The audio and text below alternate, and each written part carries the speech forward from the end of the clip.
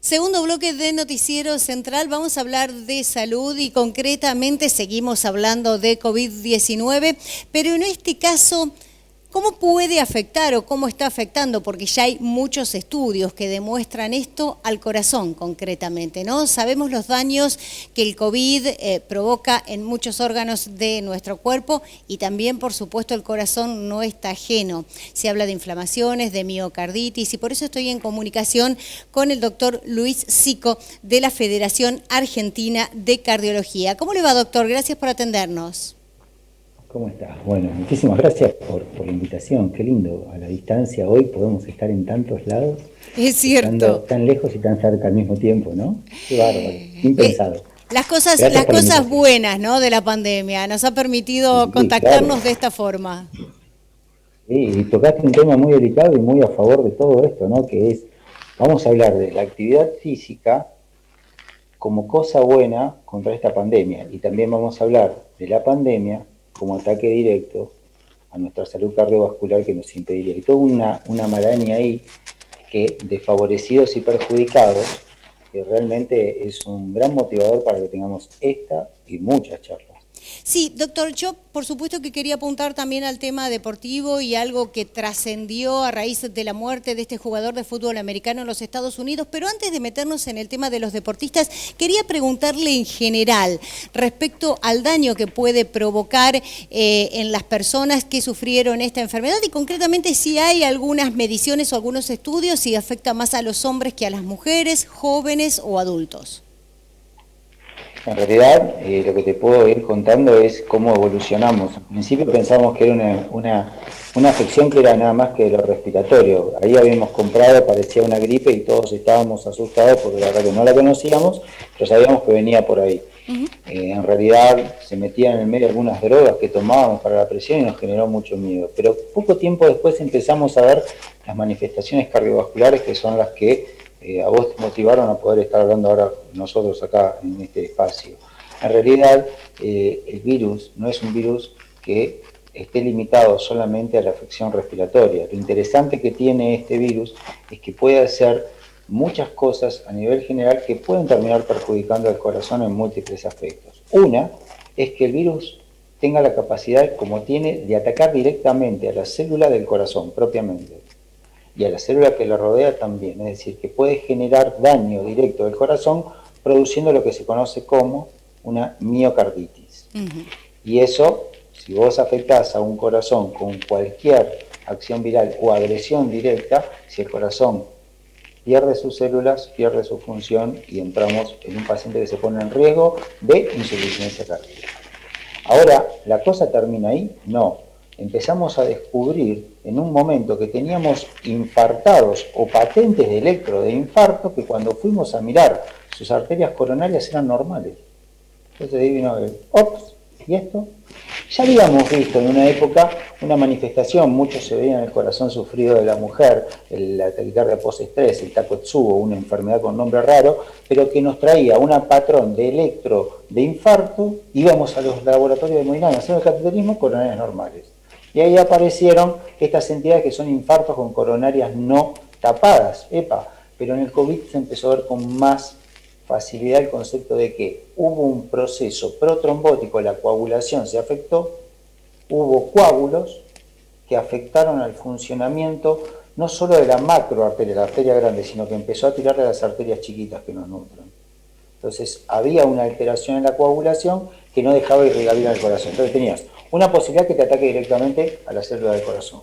Otra posibilidad que afecte a la irrigación, pero ya no tapando arterias porque aparecía una placa de colesterol, como nos escucharon hablar a los cardiólogos durante todo este tiempo antes del proceso COVID, sino que se metió en el medio un proceso que es el protrombótico de las pequeñas arterias. Después se metió otro, que es el muy interesante y que estuvo muy en boga en este último tiempo, que es el compromiso, las arterias, que uno cree que son una manguera, porque normalmente si uno quiere asociar con algo, la asocia con una manguera, pero en realidad no es una manguera, es parecida, tiene forma tubular como una manguera, es durita como una manguera, pero en vez de ser de goma, es de músculo. pero el músculo no está directamente con la sangre, tiene un forro adentro, tiene una piel. Podría ser una cosa así, mirá, como esto. Una tela que forra al interior de una arteria. Por estar adentro se llama endo, y por ser una tela, endotelio. Eso que es una tela de células que cubre el interior celular es lo que está todo el tiempo rozado por sangre. Y esa es la base de la información de la salud vascular. La salud de ese endotelio es lo que le dice al músculo que se relaje o que se contraiga, le da vida a esa arteria, le da las órdenes para esa arteria. Cuando uno fuma, cuando uno es obeso abdominal, cuando uno es sedentario, cuando uno está estresado, lo que agrede es al endotelio. 1000 veces habrás escuchado hablar, no te hagas mala sangre. La mala sangre es una serie de sustancias que van por la sangre, como decían nuestras abuelas, allá del 1800, y que pegan directamente sobre ese endotelio. ¿Qué pasa con el endotelio? Es un órgano vital para que la arteria responda para contraerse y relajarse adecuadamente. Y a su vez, imagínate que si tenemos una placa de colesterol, está debajo de ese endotelio, estaría así, acá abajo, ahí, si ven la camarita. Bien. No está adentro como se me imaginaba. Entonces, ¿cuál es el punto? Si yo tengo una placa de colesterol y tengo el endotelio inflamado por un virus llamado coronavirus, la posibilidad de que esa placa se rompa y produzca un evento vascular es altísima, mucho mayor que... Por eso cuando una persona está en proceso de gripe, por eso cuando se da la vacuna a la gripe, mejora el riesgo del evento vascular. Entonces, cuando sumamos todo, tenemos un virus que no se quedó en el concepto de la afección respiratoria. Claro. Pudo decidir atacar al corazón, pudo decidir ser protrombótico o pudo pegarle al sensor más vulnerable de la salud cardiovascular, que es la tela que está acá adentro, que se llama endotelio. Entonces apareció que teníamos pacientes con compromiso cardiovascular cuando los esperábamos con compromiso respiratorio, que de repente llegaban con infartos, que cuando íbamos a la zona de hemodinamia no estaban las arterias como pensábamos que tenían que estar. Y eso nos empezó a mostrar de que este virus tenía características que todavía no conocíamos y que ahora ya estamos preparados. Ni que hablar, si entra por lo respiratorio y ese ser humano se vio afectado por una respuesta exagerada a ese virus, haciendo una descarga de los primeros batalladores de la inmunidad, que son las citoquinas, una serie de sustancias que nos defienden para matar lo que está ahí al primer choque, y en vez de liberar 1 litro, liberamos 10 litros de ese tóxico para las bacterias que terminan siendo agresivos para nosotros. Para nuestro cuerpo. Entonces, vos decidiste tener una respuesta que te defendiese contra un agente, y vos lo atacaste tan exagerado que te lastimaste a vos mismo. Claro. Entonces esa respuesta inflamatoria termina afectando también la salud vascular. Por ende, nos encontramos que hubo 4 razones para afectar al árbol cardiovascular que no tenían nada que ver con lo respiratorio y que son directas de este SARS-CoV-2. Si a esto ahora, y vamos a ver lo que me vas a preguntar después, lo llevas al deporte, imagínate. Claro, porque en ese caso, Doc, estamos hablando de cuerpos sanos, de deportistas, pero también sabemos que muchas veces la miocarditis es causa de estas muertes súbitas en el deporte de alto rendimiento, y si provoca justamente eso, hay un riesgo. No solo eso, sino que hay un espectro tan grande entre el blanco y el negro, y quiero aprovechar tu micrófono y lo agradezco cada vez que algún periodista nos da la oportunidad, porque cuando nosotros hablamos para un paciente, hablamos para uno. Cuando hablamos en nuestros canales, hablamos para 50. Pero cuando ustedes nos abren los micrófonos, hablamos para miles. Y esos miles pueden salvar vidas. Entonces, a veces este ratito que tenemos para comunicarnos entre vos, yo y los que nos escuchan, hacen de que se puedan salvar vidas. La gama es muy amplia entre el que no tiene nada y el que tiene la manifestación grave. Pero lo bueno, y este es el mensaje positivo, porque no todo es malo, y este es un punto, estamos todos muy angustiados por las emociones, y eso es un tema para programa nuevo, la depresión, la ansiedad que están haciendo de todo esto. El 80% va a ser una manifestación menor. Esto es un punto positivo, no es que tener COVID positivo es me voy a morir. Bien. 80% vamos a manifestar con nada, ni lo vamos a enterar, o vamos a tener un resfrío, o vamos a tener un cuadro inflamatorio menor, dolores, y vamos a estar bárbaros. Sabemos que hay un 20% que se dirime entre los que van a hacer una manifestación grave o muy grave. De ese porcentaje es donde vamos a tener que sacar la gente que va a volver a hacer actividad física, con lo que quede de esto. Sí. Ahora, ¿qué pasa? Hay muchas cosas que es Si este bichito generó algún tipo de toque sobre lo cardiovascular central, sobre el corazón con una miocarditis, que puede haber hecho manifestaciones menores y que pasó desapercibido, puede generar zonas que favorezcan después, por cicatrices que se hacen en esas zonas afectadas, Sí, arritmias, que son bien. las que pueden desencadenar en una cancha lo que estamos acostumbrados a ver trágicamente, como fue el camerunés o el Ujú. argentino en Brasil o el chico de Argentina. Es decir, la muerte súbita del deportista, que es tremenda.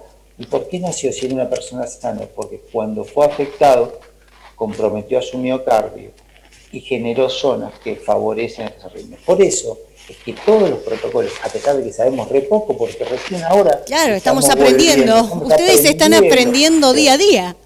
ninguna duda. Vos me estás enseñando, obligándome a leer algoritmos para poder contarle a la gente cosas, porque yo tampoco vi tantos. Recién llega acá, a la zona donde yo vivo, a subir la curva y ahora empezar a ver las consecuencias. Pero el mundo que ya está viendo deportistas de élite o no élite, porque acá viene el punto, el que hizo actividad física para ser más sano y lo agarró la cuarentena y volvió a engordar, hipertensarse y todo, va a volver a la actividad física. Entonces tenemos que diferenciar nosotros, los deportistas de élite, alta competencia, y los que estaban en recreacional con alto rendimiento para cuidar su salud. Sí. ¿Y cuáles fueron las manifestaciones que hicieron en la previa para saber primero que dependiendo de la gravedad va a depender los tiempos de vuelta?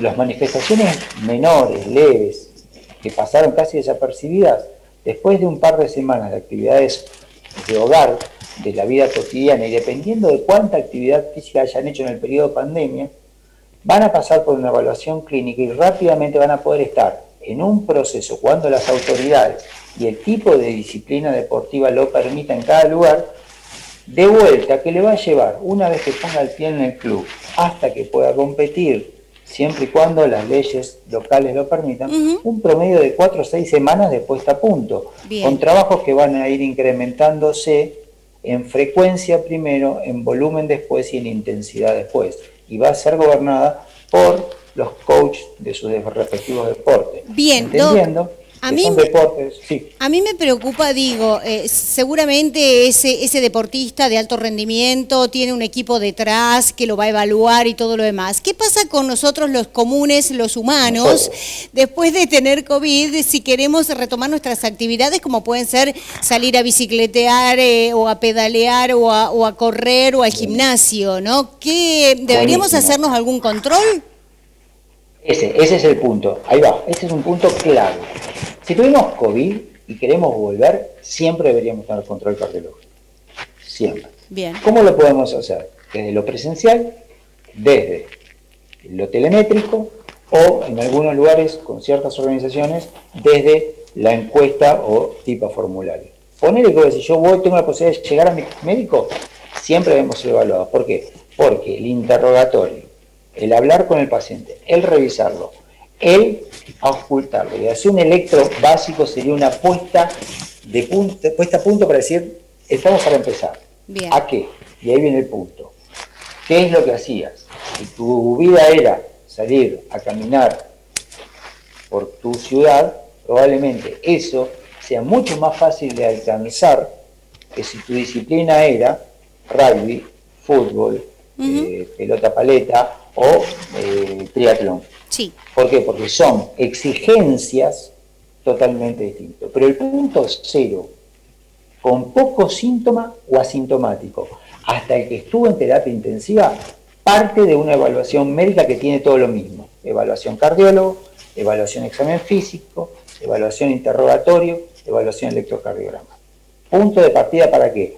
Para que vos puedas decir, en el verde, en el que hizo casi nada, bueno, si lo tuyo era caminar, vas a poder ingresar directamente a ese servicio. Ahora, si lo tuyo era mayor intensidad de entrenamiento, ya en el verde te vas a cuestionar con qué paso sigue, y eso es muy cardiológico. Evaluaré funcionalmente más específico con una ergometría. Probablemente, si es un verde, pasarás con menos necesidad, aunque es recomendable, y ni que hablar cuando estés en los niveles con mucho más riesgo. Y en esos niveles de riesgo es donde vas a ir a buscar esos marcadores que dijiste vos.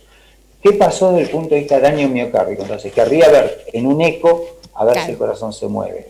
Vería en marcadores si hubo signos de mucho daño, como es el caso de marcadores en sangre, de enzimas que medimos en laboratorio. Sí. Y si tengo la posibilidad, porque mi ciudad lo da, porque la cobertura social del paciente lo tiene, porque está dentro de las posibilidades, avanzaré a test más sensibles y específicos, como es algo más complejo, como es, después del eco, poner un resonador, una resonancia magnética cardíaca, que me va a poder mostrar si hay parches de fibrosis, cicatrices que me digan guarda, porque ese es un paciente pasible a hacer mucha arritmia. Entonces, la diferencia va a estar en decir, ¿tuviste COVID positivo?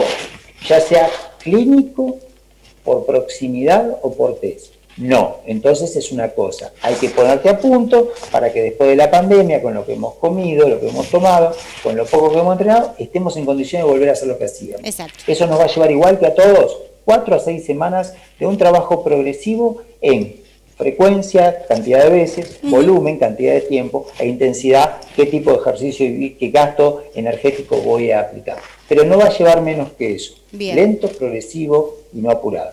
COVID positivo, ¿qué gama sos? ¿Los que apenas tuvieron síntomas o casi no tuvieron nada? ¿O los que estuvieron en terapia intensiva? Con todos los riesgos en el medio, si querés por colores, verde, amarillo, rojo casi negro. Perfecto. Según eso, aunque todo empiece con un mismo control médico, con un mismo interrogatorio y que con un mismo nivel de electrocardiograma, no va a ser lo mismo como siga en cantidad de estudios y en recomendaciones restrictivas al tiempo de comienzo de acuerdo a cuál haya sido tu síntoma. ¿Por qué? Porque si fuiste un deportista relativamente competitivo y venís de una terapia intensiva con respirador de 6 semanas de internación, es muy probable que te lleve 6 meses, 1 año, 2 años volver. Pero probablemente 6 meses sea tu tiempo aproximado para volver a acercarte al lugar donde entrenabas. Bien. Y de ahí en adelante va a ser un proceso como el otro, de baja frecuencia, después va a subir el volumen y por último llegarás a la intensidad de entrenamiento e intensidad de entrenamiento competitivo. Pero claramente vas a tener un tiempo de demora mucho más largo y mucho más test buscando acción, digamos, marcadores de riesgo que me digan, ese paciente va a poder volver, si vuelve, estará en un marco de seguridad, y acá viene otro punto, y si aparece fiebre de nuevo, volvemos todo para atrás, y volvemos a punto cero.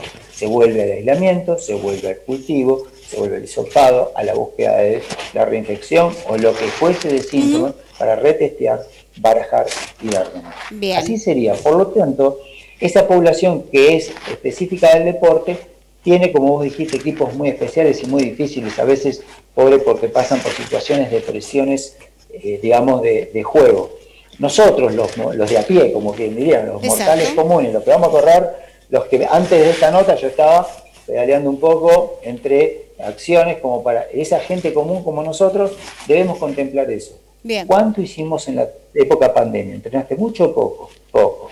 Bueno, empezar de a poco, 4 a 6 semanas de vuelta a la acción, a tus niveles, pero empezar con frecuencias, cantidad de veces pocas, intensidad baja, después subir la frecuencia, después el volumen. Bien, y por último, clarísimo.